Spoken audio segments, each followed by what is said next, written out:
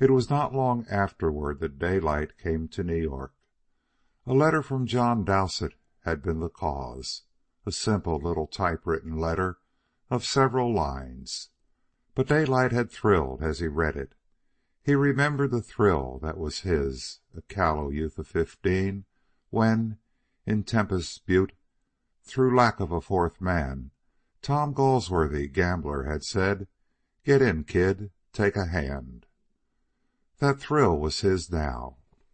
The bald typewritten sentences seemed gorged with mystery. "Our Mr. Howison will call upon you at your hotel. He is to be trusted. We must not be seen together. You will understand after we have had our talk." Daylight conned the words over and over. That was it. The big game had arrived, and it looked as if he were being invited to sit in and take a hand. Surely, for no other reason, would one man so peremptorily invite another man to make a journey across the continent. They met, thanks to our Mr. Howison, up the Hudson, in a magnificent country home. Daylight, according to instructions, arrived in a private motor car which had been furnished him.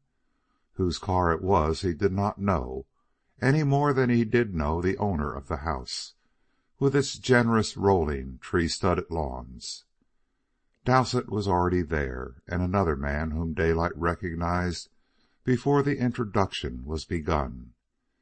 It was Nathaniel Letton, and none other.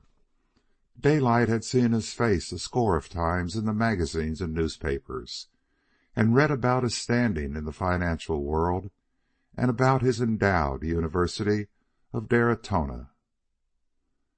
He, likewise, struck Daylight as a man of power, though he was puzzled in that he could find no likeness to Dowsett, except in the matter of cleanliness, a cleanliness that seemed to go down to the deepest fibers of him. Nathaniel Letton was unlike the other in every particular. Thin to emaciation, he seemed the cold flame of a man of mysterious, chemic sort of flame, who, under a glacier-like exterior, conveyed, somehow, the impression of the ardent heat of 1,000 suns. His large gray eyes were mainly responsible for this feeling, and they blazed out feverishly from what was almost a death's head, so thin was the face, the skin of which was a ghastly, dull, dead white. Not more than 50, thatched with a sparse growth of iron-gray hair, he looked several times the age of Dowsett. Yet Nathaniel Letton possessed control. Daylight could see that plainly. He was a thin-faced ascetic, living in a state of high, attenuated calm, a molten planet under a transcontinental ice sheet. And yet, above all, most of all, Daylight was impressed by the terrific and almost awful cleanliness of the man. There was no dross in him.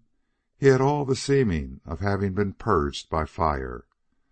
Daylight had the feeling that a healthy man oath would be a deadly offense to his ears, a sacrilege and a blasphemy. They drank.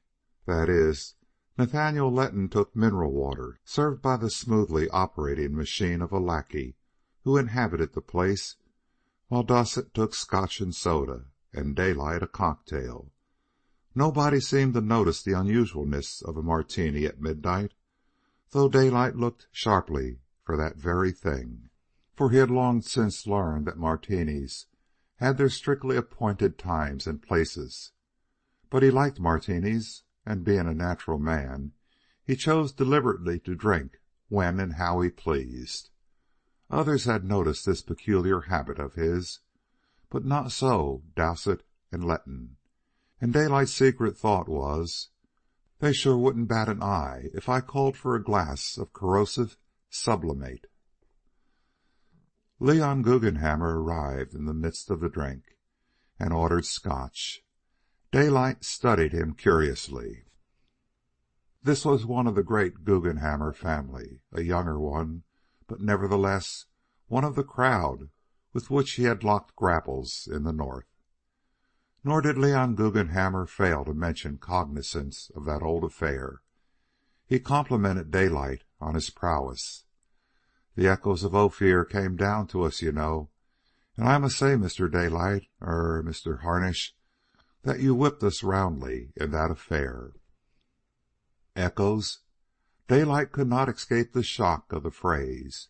Echoes had come down to them of the fight into which he had flung all his strength and the strength of his Klondike millions. The Guggenhammers sure must go some when a fight of that dimension was no more than a skirmish, of which they deigned to hear echoes. "They sure play an almighty big game down here," was his conclusion, accompanied by a corresponding elation that it was just precisely that almighty big game in which he was about to be invited to play a hand. For the moment he poignantly regretted that the rumor was not true, and that his 11 millions were not in reality 30 millions. Well, that much he would be frank about. He would let them know exactly how many stacks of chips he could buy. Leon Guggenhammer was young and fat. Not a day more than 30, his face, save for the adumbrated puff sacks under the eyes, was as smooth and lineless as a boy's. He, too, gave the impression of cleanliness. He showed in the pink of health. His unblemished, smooth-shaven skin shouted advertisement of his splendid physical condition. In the face of that perfect skin, his very fatness and mature, rotund paunch could be nothing other than normal. He was constituted to be prone to fatness. That was all. The talk soon centered down to business, though Guggenhammer had first to say his say about the forthcoming international yacht race and about his own palatial steam yacht, the Electra, whose recent engines were already antiquated. Dowsett broached the plan, aided by an occasional remark from the other two, while Daylight asked questions. Whatever the proposition was, he was going into it with his eyes open, and they filled his eyes with a practical vision of what they had in mind. "They will never dream you are with us," Guggenhammer interjected, as the outline of the matter drew to a close, his handsome Jewish eyes flashing enthusiastically. "They'll think you are raiding on your own in proper buccaneer style." "Of course you understand, Mr. Harnish, the absolute need for keeping our alliance in the dark," Nathaniel Letton warned gravely. Daylight nodded his head. "And you also understand," Letton went on, "that the result can only be productive of good. The thing is legitimate and right, and the only ones who may be hurt are the stock gamblers themselves. It is not an attempt to smash the market. As you see for yourself, you are to bull the market. The honest investor will be the gainer." "Yes, that's the very thing," Dowsett said. "The commercial need for copper is continually increasing. Ward Valley Copper and all that it stands for, practically 1/4 of the world's supply, as I have shown you, is a big thing. How big, even we can scarcely estimate. Our arrangements are made. We have plenty of capital ourselves, and yet we want more. Also, there is too much Ward Valley out to suit our present plans. Thus we kill both birds with one stone." "And I am the stone?" Daylight broke in with a smile. "Yes, just that. Not only will you bull Ward Valley, but you will at the same time gather Ward Valley in. This will be of inestimable advantage to us, while you and all of us will profit by it as well. And as Mr. Letton has pointed out, the thing is legitimate and square. On the 18th, the directors meet, and instead of the customary dividend, a double dividend will be declared." "And where will the shorts be then?" Leon Guggenhammer cried excitedly. The shorts will be the speculators, Nathaniel Letton explained. The gamblers, the froth of Wall Street, you understand. The genuine investors will not be hurt. Furthermore, they will have learned, for the thousandth time, to have confidence in Ward Valley. And with their confidence, we can carry through the large developments we have outlined to you. There will be all sorts of rumors on the street, Dowsett warned Daylight, but do not let them frighten you. These rumors may even originate with us. You can see how and why clearly. But the rumors are to be no concern of yours.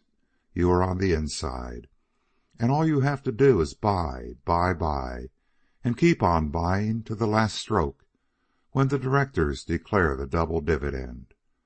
Ward Valley will jump so that it won't be feasible to buy after that. What we want, Letton took up the strain, pausing significantly to sip his mineral water. What we want is to take large blocks of Ward Valley off the hands of the public. We could do this easily enough by depressing the market and frightening the holders. And we could do it more cheaply in such a fashion.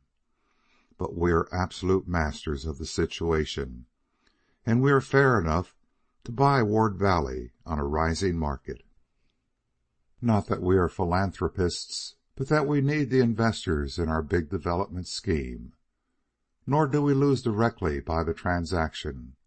The instant the action of the directors becomes known, Ward Valley will rush heavenward.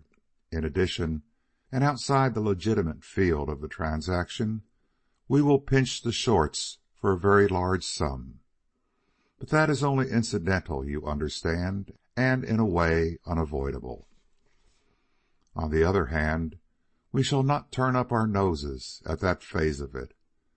The shorts shall be the veriest gamblers, of course, and they will get no more than they deserve. And one other thing, Mr. Harnish, Guggenhammer said. If you exceed your available cash, or the amount you care to invest in the venture, don't fail immediately to call on us. Remember, we are behind you. Yes, we are behind you, Dowsett repeated. Nathaniel Letton nodded his head in affirmation. Now about that double dividend on the 18th, John Dowsett drew a slip of paper from his notebook and adjusted his glasses. Let me show you the figures. Here, you see. And thereupon he entered into a long technical and historic explanation of the earnings and dividends of Ward Valley from the day of its organization. The whole conference lasted no more than an hour, during which time Daylight lived at the topmost of the highest peak of life that he had ever scaled. These men were big players. They were powers. True, as he knew himself, they were not the real inner circle. They did not rank with the Morgans and Harrimans, and yet they were in touch with those giants and were themselves lesser giants. He was pleased, too, with their attitude toward him. They met him deferentially, but not patronizingly. It was the deference of equality, and Daylight could not escape the subtle flattery of it, for he was fully aware that in experience as well as wealth they were far and away beyond him. "We shall shake up the speculating crowd," Leon Guggenhammer proclaimed jubilantly as they rose to go. "And you are the man to do it, Mr. Harnish. They are bound to think you are on your own, and their shears are all sharpened for the trimming of newcomers like you." "They will certainly be misled," Letton agreed, his eerie gray eyes blazing out from the voluminous folds of the huge Mueller with which he was swathing his neck to the ears. "Their minds run in ruts. It is the unexpected that upsets their stereotyped calculations. Any new combination, any strange factor, any fresh variant. And you will be all that to them, Mr. Harnish. And I repeat, they are gamblers, and they will deserve all that befalls them.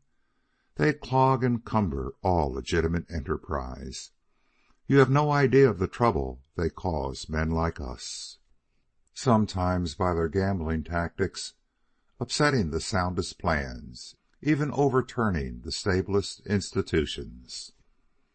Dowsett and young Guggenhammer went away in one motor car, and Letton by himself in another. Daylight, with still in the forefront of his consciousness all that had occurred in the preceding hour, was deeply impressed by the scene at the moment of departure. The three machines stood like weird night monsters at the gravelled foot of the wide stairway under the unlighted porte cochere. It was a dark night, and the lights of the motor cars cut as sharply through the blackness as knives would cut through solid substance. The obsequious lackey, the automatic genie of the house which belonged to none of the three men, stood like a graven statue after having helped them in. The fur-coated chauffeurs bulked dimly in their seats. One after the other, like spurred steeds, the cars leaped into the blackness, took the curve of the driveway, and were gone. Daylight's car was the last, and peering out, he caught a glimpse of the unlighted house that loomed hugely through the darkness like a mountain. Whose was it, he wondered? How came they to use it for their secret conference? Would the lackey talk? How about the chauffeurs? Were they trusted men like our Mr. Howison? Mystery. The affair was alive with it, and hand in hand with mystery walked power. He leaned back and inhaled his cigarette. Big things were afoot. The cards were shuffled, even for a mighty deal, and he was in on it. He remembered back to his poker games with Jack Kearns and laughed aloud. He had played for thousands in those days on the turn of a card. Now he was playing for millions. And on the 18th, when that dividend was declared, he chuckled at the confusion that would inevitably descend upon the men with the sharpened shears waiting to trim him, Burning Daylight. End of Part 2, Chapter 2.